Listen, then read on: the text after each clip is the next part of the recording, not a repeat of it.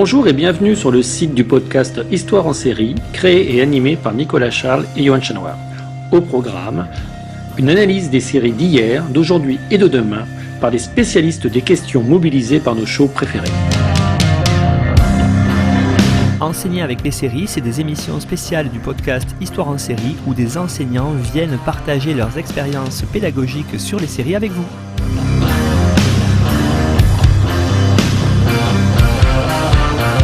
Bonjour à tous, bienvenue dans ce nouveau numéro de spécial d'Histoire en série consacré à l'enseignement avec les séries où on poursuit nos travaux avec notamment le groupe académique dirigé par Fabien Vergès dans l'Académie de Toulouse. Bonjour Fabien.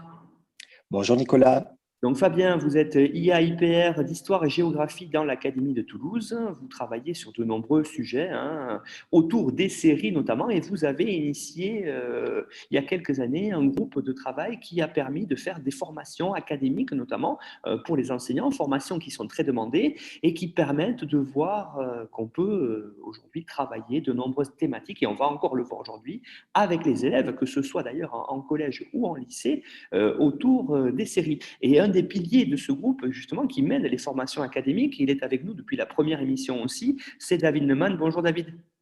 Bonjour Nicolas, bonjour à tous. Donc David, vous êtes professeur agrégé au collège de Bellefontaine à Toulouse, un collège qui est classé RED+, et vous pratiquez depuis de nombreuses années avec vos élèves l'enseignement avec les séries. Et cette expérience, vous la partagez avec nous et vous la partagez dans une formation académique toujours très demandée dans l'Académie de Toulouse.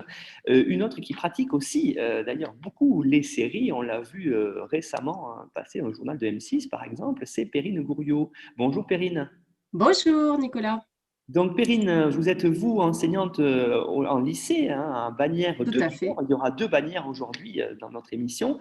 Donc vous pratiquez, comme je l'ai dit, les séries et vous allez nous présenter encore pas mal de choses très très intéressantes autour de la notion qu'on a choisie, enseigner l'environnement à travers les séries. Et puis j'accueille aujourd'hui 2 nouvelles collègues de l'Académie de Toulouse aussi qui travaillent avec Fabien Vergès sur les séries. La première, c'est Margot Giroux-Sénac qui est professeure au lycée Michelet à Montauban. Bonjour Margot. Bonjour Nicolas.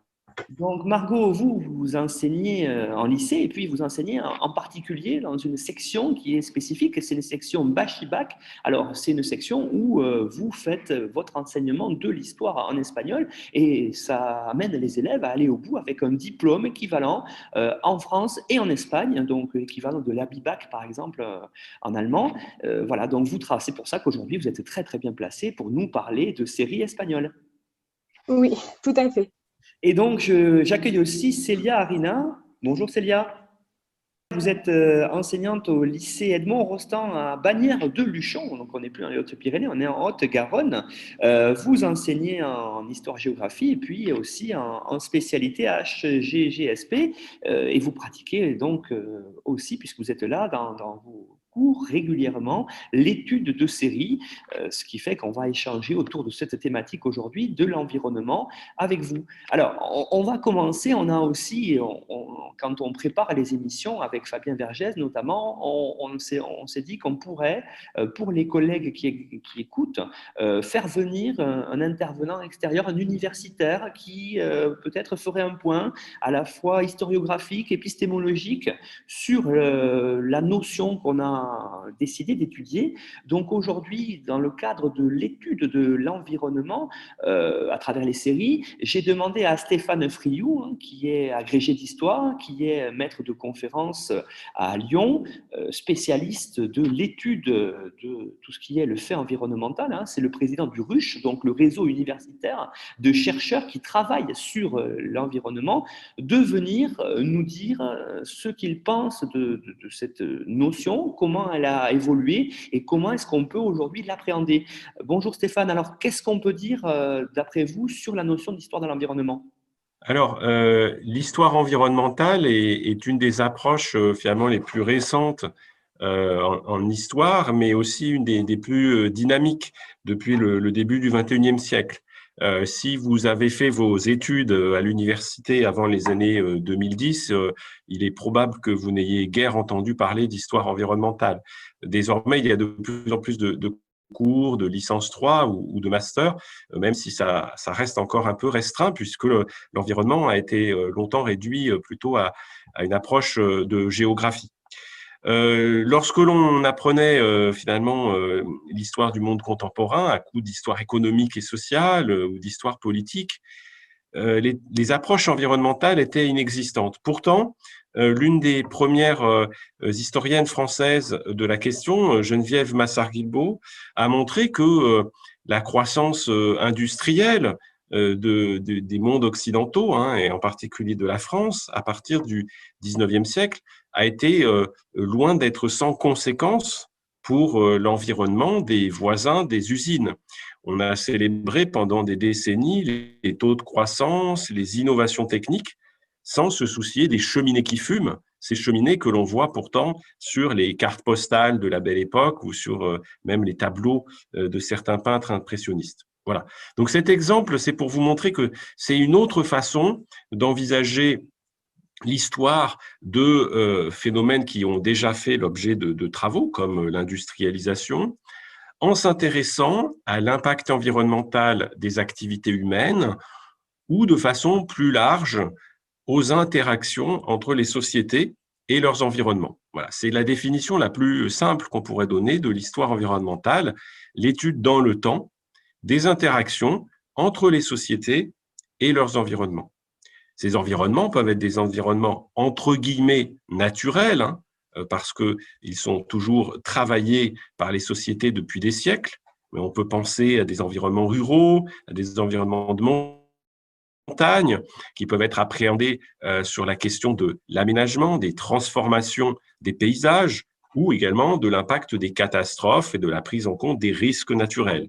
Songeons aux avalanches ou aux inondations, qui font également l'objet souvent d'un corpus médiatique et audiovisuel facile à exploiter.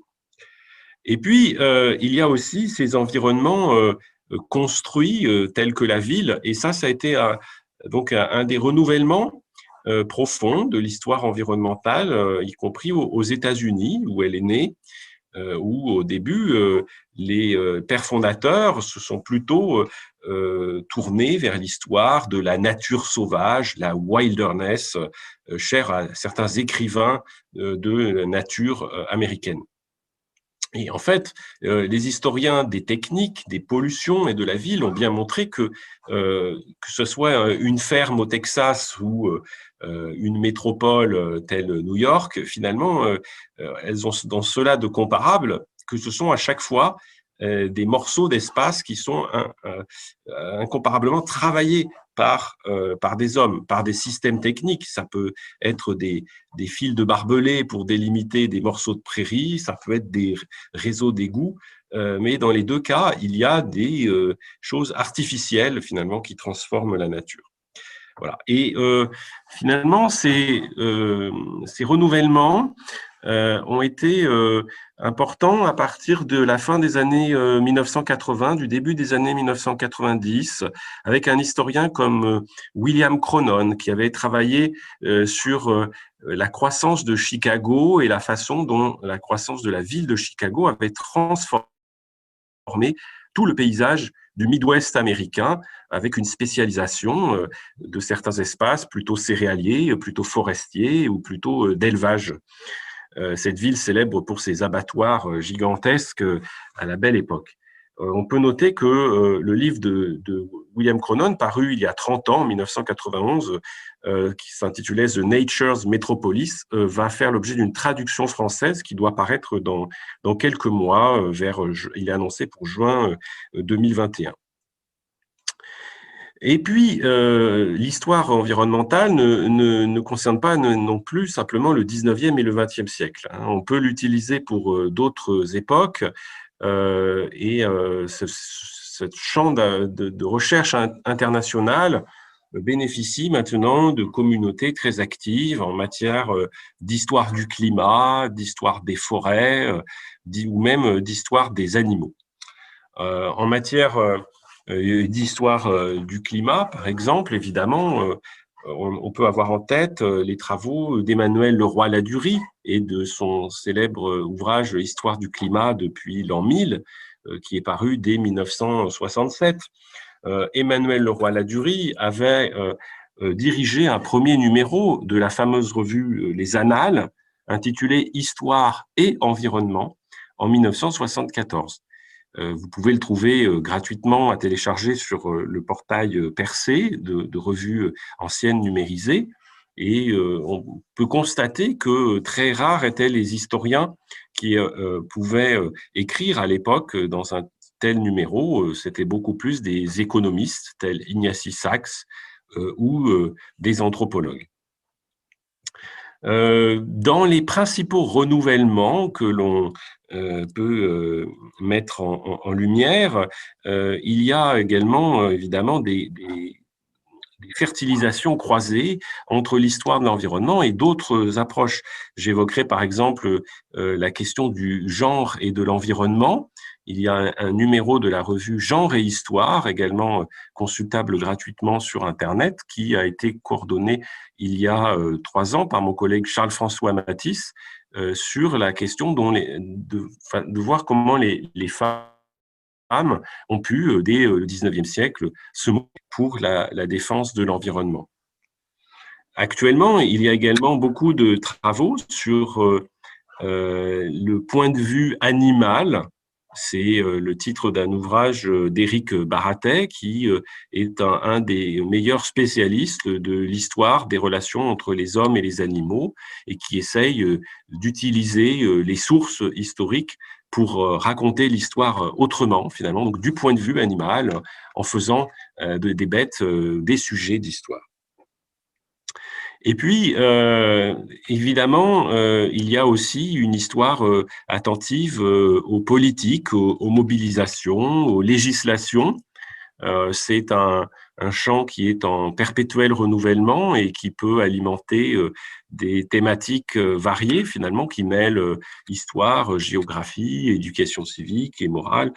Nous sommes actuellement dans une séquence de cinquantenaire de grands tournants environnementaux qui a frappé les sociétés occidentales. En France, le gouvernement Chaban-Delmas prend 100 mesures pour l'environnement en juin 1970 et il crée un ministère dédié à la protection de la nature et de l'environnement en janvier 1971. Et l'UNESCO, les Nations Unies, organisent un grand sommet de la Terre à Stockholm en juin 1972. Voilà. Donc, c'est aussi en ce moment une période un peu importante de mettre en perspective tous les débats actuels sur le climat, la transition écologique, les énergies renouvelables, avec des discours qui étaient déjà des discours d'alerte, des discours un peu d'inquiétude sur l'an 2000 et les ressources environnementales que l'on peut trouver dans différentes publications du début des années 1970. Merci Stéphane de nous d'avoir commencé à nous éclairer là-dessus, c'est très intéressant. On va maintenant peut-être, pour commencer ce podcast destiné à tout le monde, mais en priorité aux enseignants, on va demander peut-être à Fabien Vergès, vous qui êtes IPR, qui connaissez bien sûr très bien les programmes, de nous rappeler, aussi bien en collège qu'en lycée, voire en spécialité, quand est-ce qu'on peut retrouver cette notion et quand est-ce qu'on peut utiliser des séries qu'on va aborder aujourd'hui, qui sont centrées sur cette notion-là, Fabien. Oui, à la suite de l'intervention de Stéphane, effectivement, on voit que les programmes ont largement intégré la notion d'environnement dans différentes acceptions. Alors, je vais essayer de dresser un tableau assez rapide de ces entrées. En collège, on a de nombreuses entrées en 6e autour de la notion de l'habité, effectivement, qui permet de montrer la pratique d'un environnement, de milieu pour des habitants. Alors, notamment, je pense à 2 thèmes en particulier, qui sont le thème 2, habiter un espace de faible densité, qui met en lumière notamment la notion de biodiversité. On en parlera tout à l'heure avec des exemples d'utilisation de séries. Et également habiter les littoraux, le descriptif du programme insistant notamment sur la richesse de la faune et de la flore. En classe de 5e, nous avons là aussi 2 beaux chapitres pour des entrées sur ce sujet. On va en avoir d'ailleurs un exemple juste après. Ce sont le thème 2, où nous avons des ressources limitées à gérer et à renouveler, avec ces ressources étant précisées comme celles de l'énergie et de l'eau. Et un très beau thème qui se prête bien à l'utilisation de série, prévenir les risques, s'adapter au changement global. Les programmes de 4e et de 3e sont peut-être un peu plus difficiles, mais on peut quand même trouver des entrées sur l'environnement pour travailler avec les séries. Je pense en 4e, qui est globalement porté sur la mondialisation au thème 3, des espaces transformés par la mondialisation, mer, océan, un monde maritimisé, et on parle notamment de milieux fragiles pour ces espaces. En 3e, c'est peut-être là que c'est le plus difficile, mais nous avons néanmoins le thème 2, pourquoi et comment aménager le territoire, avec un sous-thème sur les territoires ultramarins français, une problématique spécifique. Et là, je pense que nous pouvons avoir de beaux exemples d'entrée autour de la notion d'environnement et de certaines spécificités liées à ces territoires. Alors, en lycée, les entrées là sont très fécondes, notamment dans la classe de seconde, où le programme en entier titré Environnement, développement, mobilité, les défis de monde en transition.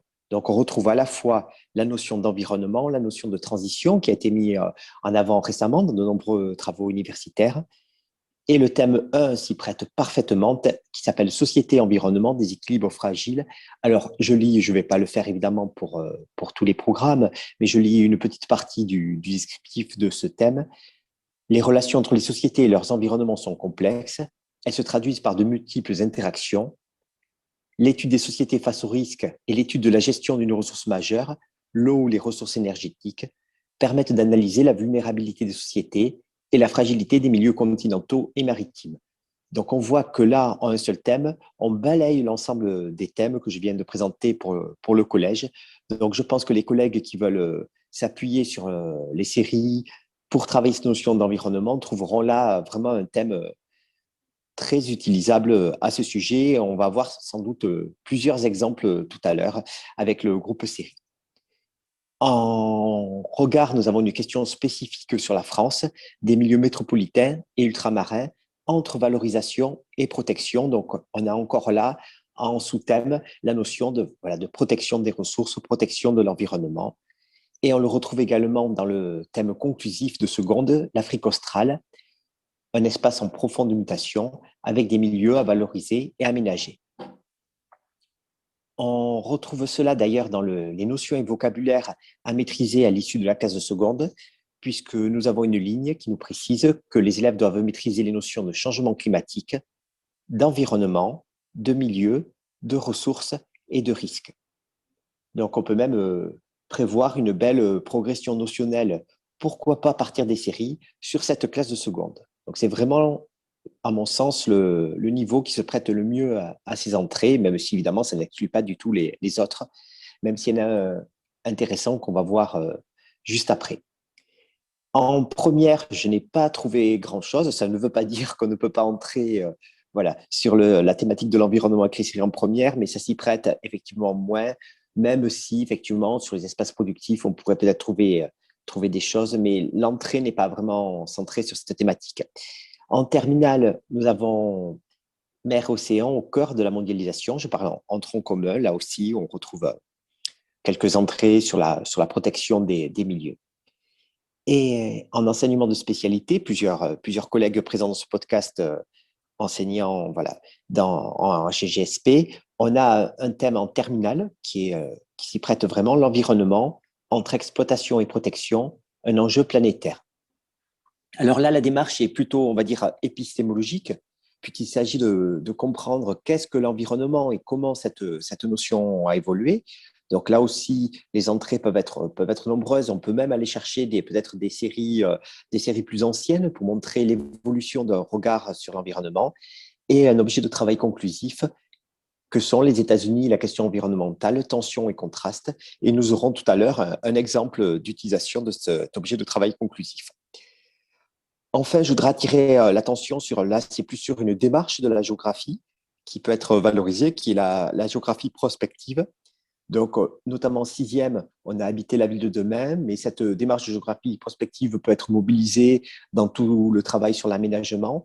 Et les séries aiment bien imaginer des futurs qui soient utopiques ou dystopiques souvent. Et donc, on peut mobiliser cette approche de la géographie prospective pour travailler avec les séries.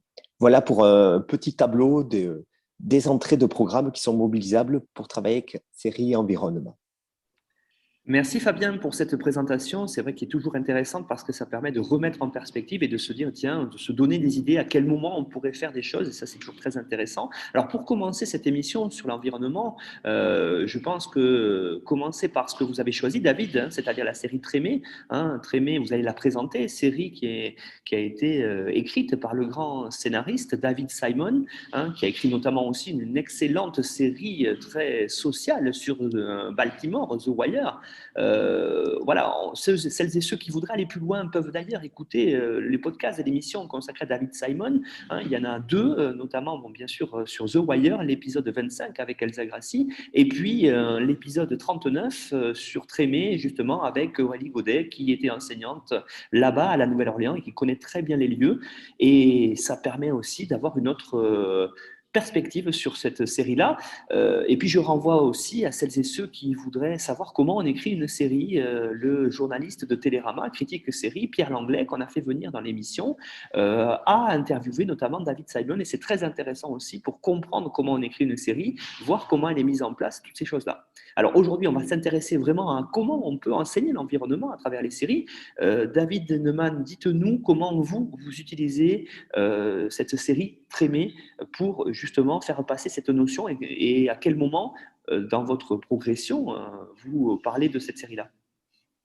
Merci pour cette introduction. Alors, c'est vrai que David Simon est un des ressorts principaux de ma pédagogie depuis quelques années, notamment parce que son inspection des cadres urbains recèle de détails qu'on peut utiliser vraiment à tous les niveaux. Alors, Trémé, moi, du coup, je l'utilise en cinquième dans le thème 3 de géographie. Donc, c'est prévenir les risques et s'adapter au changement global, et le changement global et ses principaux effets géographiques régionaux. Alors, moi, j'utilise Trémé pour introduire le thème, hein, selon le principe de l'étude de cas. Donc, on fait une étude de cas de la Nouvelle-Orléans et donc de ce qui s'est passé en 2005, à savoir l'ouragan Katrina. Et on essaie de déconstruire avec Trémé la notion de risque et de catastrophe. C'est sur ça que je vais insister. Donc voilà, Trémé, c'est une série donc réalisée par David Simon et diffusée sur HBO entre 2010 et 2013. Il continue en fait avec ce travail, une sorte d'inspection de l'Amérique urbaine. Il y a eu Baltimore donc avec le panoptique The Wire. Et aussi une série sur New York, enfin 2 séries sur New York même. Et donc là, on est à la Nouvelle-Orléans, au moment, la série débute dans sa narration, au moment de l'après-Katrina. Donc on est en 2005, il y a 36 épisodes, et la série va raconter comment la ville se reconstruit, enfin se reconstruit, c'est un mot, plus on avance dans la série, plus on comprend que le mot est un peu galvaudé. Comment la ville, en fait, va reprendre vie après le passage de Katrina, et donc la catastrophe humaine, sociale, économique et même politique, donc, consécutive à cet ouragan. Donc les notions centrales, on est en classe de cinquième, hein, donc début du cycle 4. Les notions centrales qu'on peut étudier avec cette série, donc il y a bien sûr le risque, hein, qui est le cœur de notre proposition didactique, la vulnérabilité, et, et alors ça c'est un des grands mérites de la série, la notion de résilience. C'est une notion donc qui est quand même assez récente en géographie, qui n'est pas des plus faciles à aborder en géographie au niveau du collège, mais qui par contre permet véritablement de donner une approche très concrète de celle du risque, puisque la résilience est quasiment traitée dans Trémé comme une question d'aménagement. Donc on va essayer d'approcher la résilience, c'est-à-dire de voir comment un espace se reconstruit ou survie du moins à une catastrophe. Et ça va nous permettre aussi, en discutant du caractère, de l'importance de l'aménagement pour la résilience, de questionner la notion de risque véritablement en des termes géographiques. Alors, pour, pour y parvenir, j'ai sélectionné 3 extraits dans Trémé. Ça n'a pas été facile, évidemment, mais il faut reconnaître que la série recèle de moments très particuliers qui permettent de véritablement faire de la géographie, parce que c'est une des choses auxquelles j'essaie d'être le plus attentif possible, c'est-à-dire de vraiment avoir une démarche de spatialisation et même de repérage. Et là, c'est un des grands mérites, et alors c'est une des caractéristiques de l'écriture de David Simon, c'est que Trémé mélange donc des images d'archives, des scènes tournées en décor totalement naturel, enfin naturel, réel plutôt, avec des personnages qui n'en sont pas, puisque ce sont de véritables habitants de la ville, qui se mélangent avec des intérieurs fictionnels et des personnages de pure narration. Et donc, ce mélange permet en fait de plonger dans la Nouvelle-Orléans et d'essayer de repérer à travers la mise en scène de David Simon des lieux qui sont caractéristiques du passage de Katrina et à la fois des causes de la catastrophe et de ses conséquences.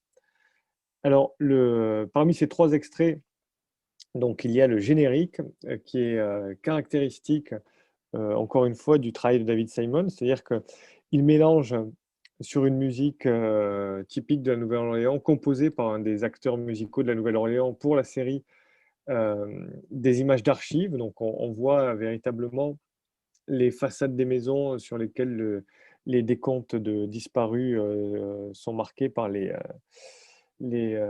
pompiers ou les forces de police qui interviennent.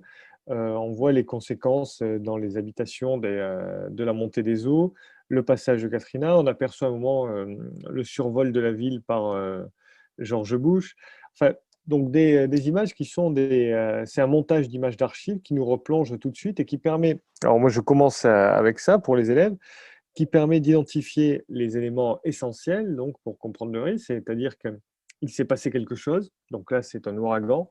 Alors les élèves l'identifient, les plus rapides identifient l'ouragan, les autres passent par l'inondation, la tempête, et on finit par aboutir à la découverte, donc en 2005, un ouragan est passé par la Nouvelle-Orléans et qu'il a eu des conséquences donc terribles sur la ville. Et c'est parmi ces conséquences, donc, c'est les inondations, les destructions et on voit notamment le grand nombre de personnes jetées dans la rue, sur les routes, et donc dans des conditions matérielles extrêmement difficiles, et qui permet de questionner aussi le lieu. C'est-à-dire qu'on est dans une métropole américaine, pays le plus riche du monde, et les images de la ville qui apparaissent sont à des lieux de ce que les élèves projettent justement sur une métropole du sud des États-Unis. Donc là, grâce au générique, on peut véritablement faire apparaître la notion d'aléa, hein. Il s'est passé quelque chose. Et ensuite, plus on va avancer, donc après cet extrait, plus on va avancer dans la découverte de la série. Alors j'utilise une carte narrative qui permet de situer la Nouvelle-Orléans, de voir sa situation donc par rapport au Mississippi, au golfe du Mexique, et les différents éléments autour de la ville qui permettent de suspecter donc déjà la question d'aménagement, notamment le fameux lac Pontchartrain avec ses digues. Et alors c'est là que se trouve, à mon avis, ce que je considère, mais je ne suis pas forcément très objectif avec David Simon, comme un petit chef-d'œuvre de didactique géographique. C'est le passage durant lequel John Goodman, qui incarne un membre du conseil municipal qui se préoccupe des questions d'aménagement et qui défend l'idée justement que l'ouragan n'est pas la cause de la catastrophe, mais que c'est plutôt l'aménagement des digues de Nouvelle-Orléans qui faisait défaut depuis de longues années, que le conseil municipal alertait sur le défaut de maintenance et le caractère véritablement obsolète des protections. Et donc, il y a une scène assez prodigieuse durant laquelle John Goodman euh, explique devant la digue, donc là on est en décor extérieur, véritablement dans la ville, donc il est au nord du centre-ville, contre la digue qui protège du lac d'un canal qui va du lac Pontchartrain au Mississippi, donc c'est le canal qui alimente. Et donc là, devant cette digue, il présente la notion véritablement de vulnérabilité. Et il montre que cette digue ne protégeait rien du tout et qu'en fait, au contraire, elle a drainé les eaux dans cette direction qui ont produit l'inondation qui a été dévastatrice pour la Nouvelle-Orléans. Donc ça, c'est un extrait très court que je vous propose d'ailleurs d'écouter tout de suite. Pas le moindre sens. Vous affirmez donc que c'était une catastrophe naturelle, purement et simplement? Une catastrophe naturelle. Un ouragan, c'en Ce est qui une. a frappé les côtes du golfe du Mississippi, c'était une catastrophe naturelle, un ouragan, purement et simplement.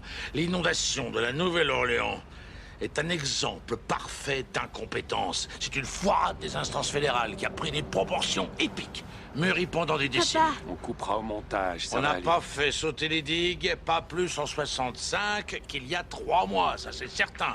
Les équipements anti-inondation, bâtis par les experts du génie militaire, c'est-à-dire le gouvernement fédéral, ont failli. Et ça fait 40 ans que nous tirons la sonnette d'alarme depuis Betsy, en disant que ça allait recommencer si on ne se bougeait pas. Et devinez quoi? Ils n'ont rien fait. Voilà, donc un extrait que je trouve particulièrement efficace pour les élèves, hein. Donc, je rappelle, c'est du cycle 4, hein, on est en cinquième, et je trouve que c'est assez évocateur de justement de comment aborder la question de la vulnérabilité.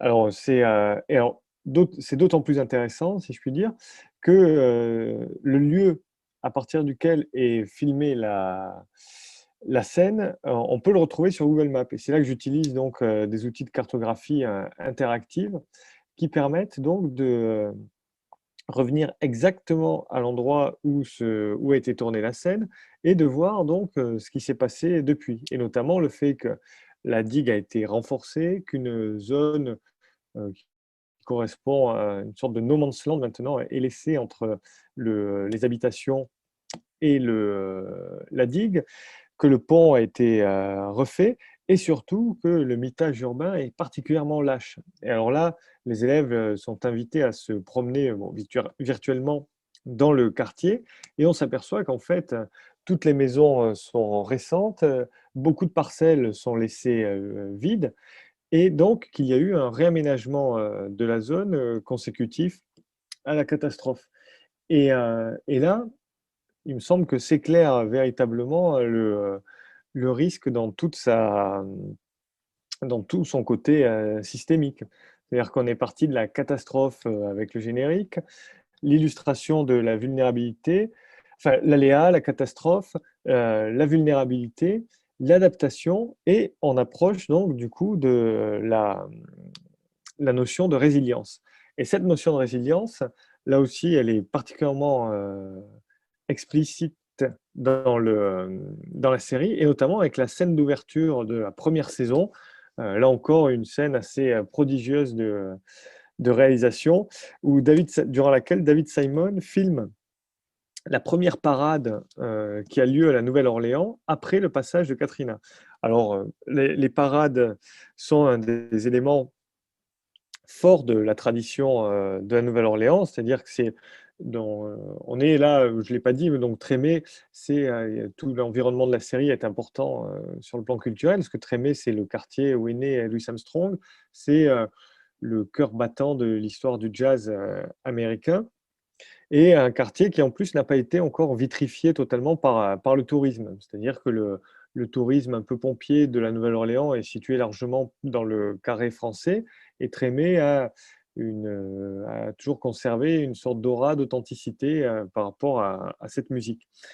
Et donc la série commence avec l'organisation de la première parade après la catastrophe. Donc quelques mois après la catastrophe, des musiciens se retrouvent dans un lieu totalement délabré, avec là aussi une exploitation. Alors là, je l'exploite avec des photogrammes, on regarde l'extrait, et on exploite ensuite des photogrammes qui montrent des rues éventrées, des maisons qui tiennent à peine debout, des déchets un peu partout signent que véritablement il s'est passé quelque chose. Et on ne pourrait pas identifier comme ça le centre d'une métropole américaine. Et c'est d'autant plus intéressant là, que beaucoup d'indices se sont glissés dans la scène, notamment, et alors ça c'est quelque chose de tout à fait réel, c'est-à-dire que le premier groupe construit par un des grands jazzmen de la Nouvelle-Orléans, Kermit Ruffin, après après l'ouragan, s'appelle le Rebirth Brass Band. Et donc c'est cette réunion qui est filmée, et donc avec une première parade qui en plus est une déambulation dans la ville et permet de questionner donc la résilience. Et c'est ça qui est très fort dans cette série, c'est que la résilience telle que David Simon commence à la montrer est une résilience d'ordre social et culturel. C'est-à-dire que la ville se reconstruit sur ce qui a été sa base véritablement culturelle.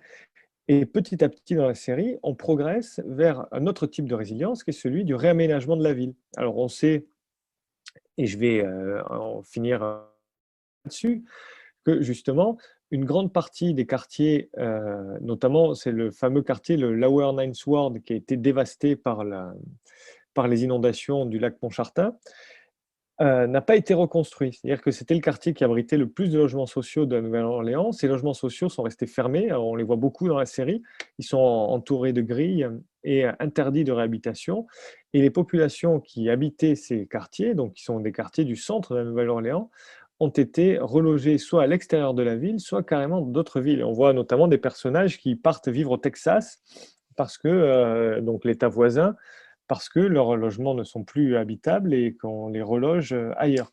Et il y a eu des conséquences politiques très fortes, puisqu'il y a eu un changement de municipalité et une restructuration sociale du centre de la Nouvelle-Orléans, qui jusqu'à présent était resté avec des poches très populaires dans l'urbanisme de la ville, et qui peu à peu a entamé un travail, une sorte de gentrification qui n'avait pas eu lieu jusque-là. Et donc une restructuration sociale, urbaine et donc en conséquence politique de la ville suite à la catastrophe. Donc il y a une question de la résilience qui est en écho, voilà, comme ça, entre cette tension entre résilience culturelle et réaménagement urbain à visée politique.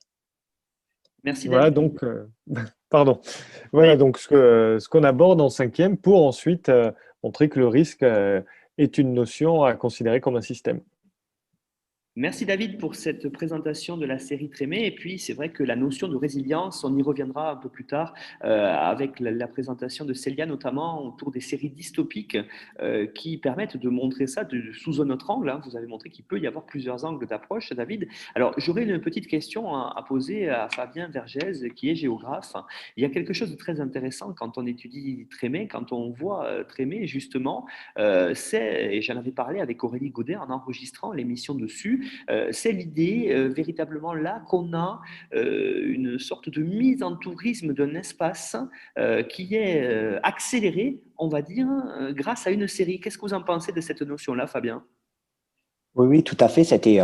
D'ailleurs, c'est en train d'être étudié, cette touristification qui est liée aux séries. Ça a été assez célèbre pour Game of Thrones, par exemple, qui a entraîné des vagues de touristes en Croatie ou en Irlande. Et là, c'est le cas d'ailleurs, c'est le cas pour le quartier de Trémé, qui était, comme l'a dit David, d'ailleurs, qui était un peu à l'écart des grands flux. Des grands flux touristiques. Et effectivement, suite à cette série, on assiste d'une part à du tourisme, c'est-à-dire des déplacements courts pour visiter le quartier, et à de la mobilité également, puisqu'il y a des Américains qui voient la série et qui vont s'installer, qui veulent s'installer à Trémé. Alors à ce sujet, vous avez une émission de RFI, Si loin, si proche, sur Trémé, l'âme noire de la Nouvelle-Orléans, qui, à travers des interviews, montre ce phénomène. Et j'en profite également, Nicolas, puisque vous me donnez la parole, pour parler effectivement de David Simon, qui est un formidable pédagogue. On pourrait presque l'employer pour l'insérer dans les programmes scolaires, puisque David a bien évoqué effectivement la notion d'espace, la notion de temps, qui sont les bases de notre alphabet disciplinaire. Et également, ce que je trouve très intéressant, c'est la notion d'acteur. Dans toutes ces séries, on a parlé de The Wire, Il y a une série également que j'aime beaucoup qui s'appelle The Deuce, mais qui n'est malheureusement pas utilisable avec les élèves, voilà, puisque bon, elle montre les transformations de New York, de la 42e rue dans les années 70, mais ça traite de la prostitution, de la drogue, de la pornographie, donc on ne peut pas l'utiliser en classe, mais c'est vraiment ce jeu d'acteurs à toutes les échelles, voilà, qu'il faut convoquer notamment dans nos disciplines, que ce soit en histoire ou en géographie, et c'est ce que David Simon fait dans ses séries. Et puis, il y a aussi, Fabien, une autre chose intéressante quand on étudie David Simon, on a parlé de The Wire tout à l'heure, on a aussi l'idée de montrer ce qu'est une shrinking city quand on parle de Baltimore en sélectionnant des extraits là aussi et qui peuvent montrer justement qu'est-ce que c'est une ville en crise, une ville qui est à l'écart de la mondialisation. La caméra de Simon, justement, montre ça très très bien, comme elle montre très très bien ce qu'a dit David sur la Nouvelle-Orléans, sur le quartier de Trémé. Elle montre très très bien comment on peut arriver à justement avoir une certaine résilience autour d'une reconstruction qui s'est fait d'abord culturellement. C'est très important. David a parlé de la musique, Aurélie Godet avait dit ça pareil. C'est à travers la musique que la Nouvelle-Orléans est née. Et une musique aussi, c'est très intéressant parce que là, on a quelque chose d'interculturel, presque d'interdisciplinaire qui a montré, c'est surtout montrer le jazz aux élèves et c'est quelque chose qui permet de voir cette culture américaine. Alors, pour continuer notre émission, pour passer à notre notion autour notamment de la notion d'aléa. David a parlé de cette notion d'aléa, de risque, mais aussi de catastrophe. J'aurais aimé maintenant voir avec Perrine Gouriot comment certaines séries dystopiques interrogent notre propre rapport à l'environnement et par là même, vous qui enseignez en spécialité HGFSP, Perrine, vous avez introduit le thème 5 sur l'environnement à travers ces séries-là. Effectivement, Nicolas, ça poursuit en fait le travail réalisé en collège, donc ici par David. Donc j'ai choisi d'utiliser les séries dystopiques qui interrogent notre rapport à l'environnement. Et effectivement, on reprend donc les thèmes, l'aléa, on reprend le risque, le danger potentiel qui peut affecter une population, et puis sachant donc que le risque est la conséquence de la combinaison d'un aléa et de la vulnérabilité d'une société. Et donc, j'ai utilisé 4 séries ici. Donc, la première, tout le monde la connaît, c'est The Handmaid's Tale. C'est devenu un récit majeur de notre ère. La 4e saison sort actuellement sur OCS depuis fin avril. Et elle raconte la transformation des États-Unis d'Amérique en une république totalitaire, Gilead. C'est un récit donc dystopique. Les femmes fertiles, malgré les ravages de la pollution, sont réduites à l'état d'esclaves et mères porteuses pour les familles puissantes stériles. Dans la 2e saison, on découvre à quoi ressemble la vie dans les colonies, qui sont en fait des camps, si souvent évoqués en fait dans la première saison. Donc c'est un bagne, un camp de concentration et de travail pour déviants. Ici, ce sont les opposantes politiques à la dictature de Gilead. Alors, les femmes, elles travaillent une terre radioactive. Elles sont vouées à une mort certaine en raison donc des radiations. Cette série, elle est adaptée du roman de la Canadienne Margaret Atwood, qui a été écrit en 1984, qui s'intitule La Servante écarlate. Et aujourd'hui, ce n'est plus vraiment une fiction dystopique, mais c'est une œuvre qui est bien trop réelle. Voilà, alors la deuxième série que j'utilise, c'est The Rain. C'est une série de science-fiction post-apocalyptique danoise, voilà, qui retrace en 20 épisodes en fait l'arrivée d'un virus brutal qui est véhiculé par la pluie et qui a décimé presque toute la population de Scandinavie. Un frère et une sœur rescapés découvrent, en fait, ils quittent leur bunker et ils découvrent en fait qu'il n'y a plus aucun vestige de la civilisation.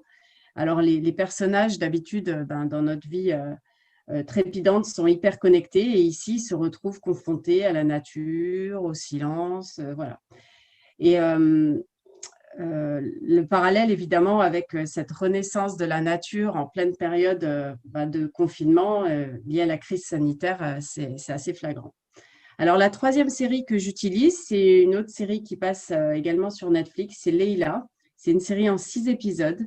Elle est sortie en juin 2019 et c'est une dystopie adaptée d'un roman de Akbar et c'est réalisé par une Indo-Canadienne. Donc, l'action de Leila se déroule dans un futur proche, en 2049, et sa force réside dans le réalisme de la situation politique en particulier, environnementale et sociale de l'Inde d'aujourd'hui. L'action débute autour d'une piscine. L'héroïne, en fait, est arrêtée parce qu'elle l'a remplie alors qu'on était en période de sécheresse.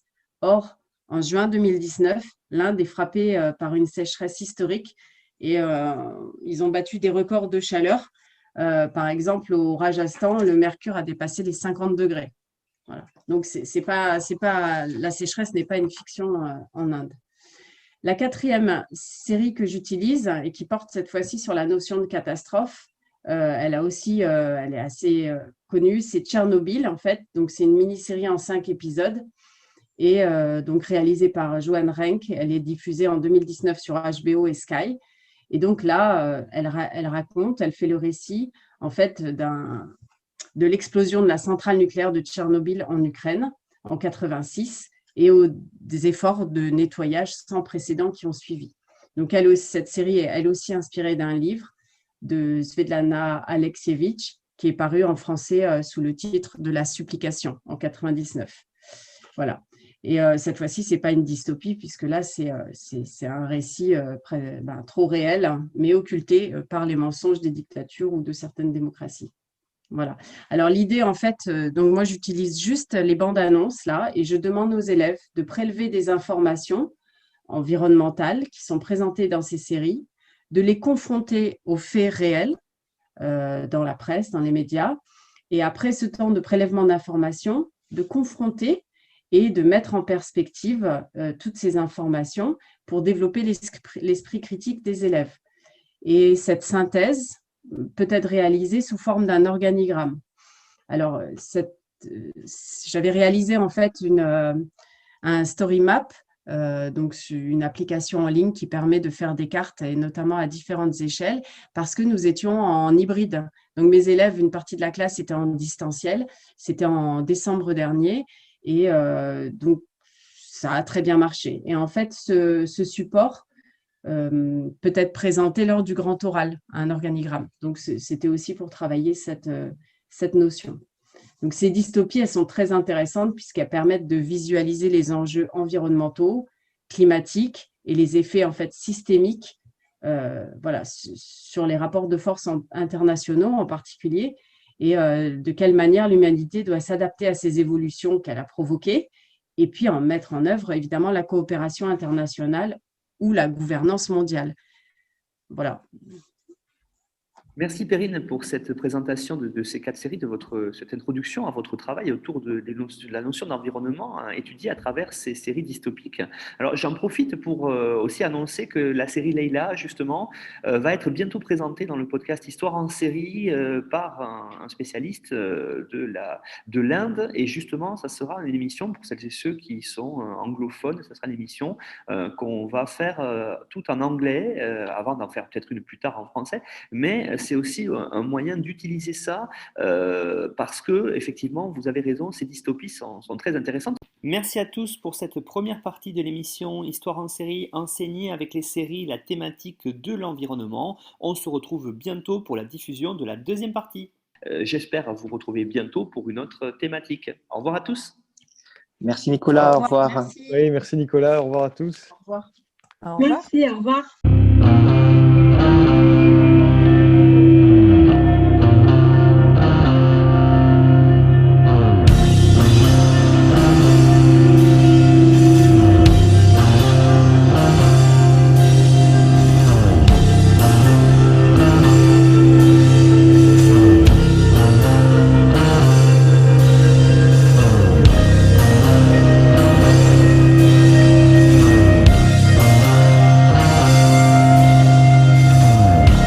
Retrouvez-nous sur Twitter @Histoire en série pour connaître le programme à venir ainsi que des conseils bibliographiques.